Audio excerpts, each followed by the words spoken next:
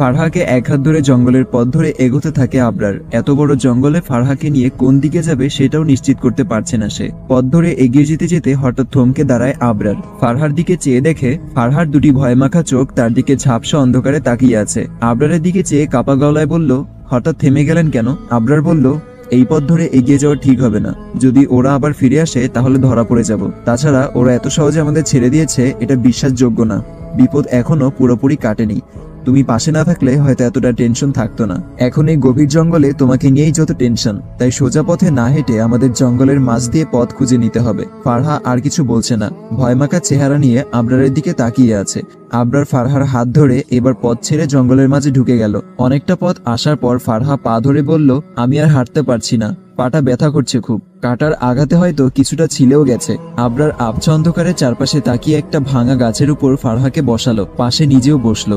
ফারহা কাদু কাদু ভাব নিয়ে বলল, আমরা কি এখান থেকে বের হতে পারবো না? আমার খুব ভয় হচ্ছে। আবরার ফারহাকে আশ্বাস দিতে বলল, ভয় পেও না, আমি আছি। একটা না একটা ব্যবস্থা নিশ্চয়ই হয়ে যাবে। কিভাবে বের হব? আমরা তো এখানের কিছুই চিনি না। তাছাড়া ফোনও নেই যে কাউকে কল দিব বা লোকেশন দেখে বের হব। ফারহার কথাগুলো আর কানে আসছে না আবরারের। কিছুটা দূরে কিছুর উপস্থিতি টের পেয়ে তীক্ষ্ণ দৃষ্টিতে ওদিকে তাকিয়ে রইল কিছুক্ষণ।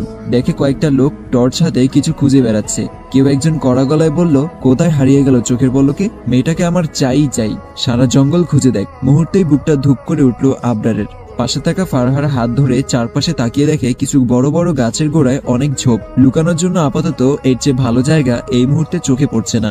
যদিও এসব জায়গায় সাপের ভয় অনেকটা বেশি, তবুও যেভাবেই হোক ফারহাকে ওদের চোখের আড়াল করতে হবে। ফারহার দিকে তাকিয়ে মুখে আঙ্গুলের ইশারা দিয়ে বলল, একদম সাউন্ড করবে না। ওরা আবার আমাদের খুঁজতে এখানে চলে এসেছে। আমার সাথে এসো চুপচাপ, আর ভয় পেলে চোখ বন্ধ করে থাকবে। বলেই ফারহাকে নিয়ে ঝোপের আড়ালে লুকিয়ে পড়ল সে। দেখে ফারহা মুখে কিছু না বললেও চোখ বন্ধ করে ভয়ে থরথর করে কাঁপছে। হঠাৎই আবরার ফারহাকে টেনে বুকের সাথে চেপে ধরে আরো আড়াল করার চেষ্টা করছে। মাথাটা এক হাতে বুকের সাথে চেপে ধরে আছে, যেন ফারহা চাইলেও কিছু দেখতে না পায়। আবরারের বুকে মাথা রেখে চোখ বন্ধ করে আছে ফারহা, যেন এই বুকটাই এই মুহূর্তে তার জন্য সবচেয়ে নিরাপদ স্থান। আবরার ঝোপের আড়ালে লোকগুলোর উপস্থিতি বোঝার চেষ্টা করছে। লোকগুলো কিছুক্ষণ টর্চ নিয়ে এদিক ওদিক খোঁজাখুঁজি করে অন্যদিকে চলে গেল।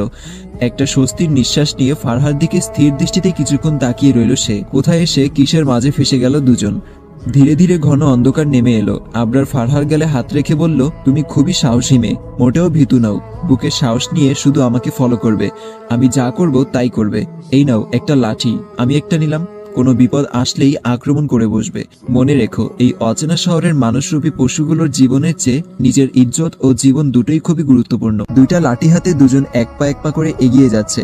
কিছুক্ষণ হেঁটে ফারহা মাটিতে বসে বলল,